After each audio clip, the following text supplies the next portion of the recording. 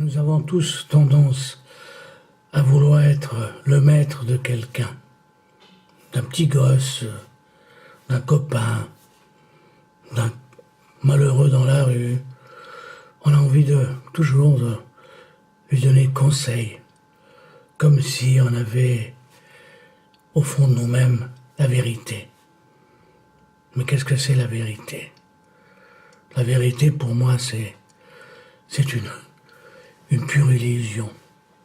C'est la clé qui n'ouvre aucune serrure.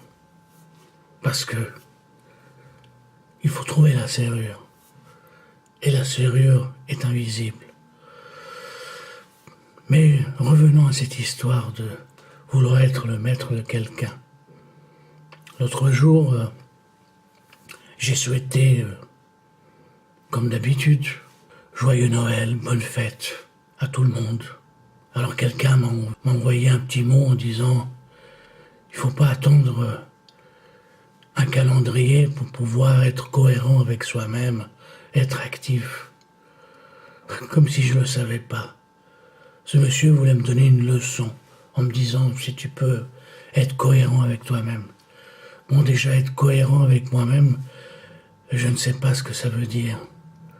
Ce mot tellement utilisé, employé à gauche, à droite, ça ne veut rien dire du tout. L'être humain est tellement changeant. C'est vrai, nous sommes volatiles, nous changeons sans cesse, nous nous transformons au fur et à mesure de l'existence. Être cohérent, ça veut dire quoi? Ce monsieur, j'avais envie de lui dire, mais je lui ai rien dit, j'ai sorti une phrase de mon ami, moi je l'appelle mon ami, bien qu'il ait existé depuis une éternité, Omar Khayyam, qui est pour moi le plus grand des philosophes. Pourquoi? Parce qu'il a prouvé qu'il était capable de faire autre chose que de dire de belles phrases. Et il avait dit effectivement, les savants et les sages ont raconté tellement de belles choses, mais finalement ils se sont tous endormis. C'est vrai. Toutes ces philosophies, à quoi ils servent, tous ces messages de comportement, comme tous ces barbus dans certaines religions bien monothéistes, qui prétendent vouloir vous donner des ordres de conduite. Faut faire ci, faut pas faire ça. Comme si la vérité, eux, ils la possédaient. Comme si eux étaient nés avec un mode d'emploi dans leur poche ou dans leur cervelle. Imaginez-vous quelqu'un qui naît avec un mode d'emploi. Il n'y a que les objets.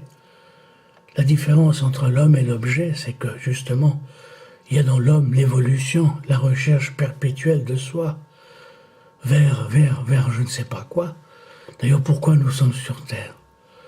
C'est à se demander pourquoi, quel est le but. S'il y a un grand Seigneur, un grand Créateur, pourquoi a-t-il fait ça? Pour nous emmerder?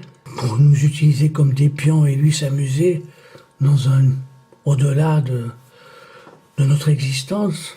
Quelque part, ailleurs, il nous regarde comme nous regardons les footballeurs ou les acteurs sur un écran de télévision. Qui connaît la réponse? Qui? Face à la vie, face à l'existence, nous sommes de parfaits ignorants. Alors toutes les philosophies, même moi, ce que j'ai en train de vous raconter, ça ne sert pas à grand-chose, ça ne sert à rien. La seule chose qui compte, c'est que chacun trouve un moment de plaisir, son plaisir à lui, sa joie de vivre. Et les rêves, on a bien beau dire que c'est des illusions, nous permettent quand même d'exister. Sans le rêve, il y a quoi?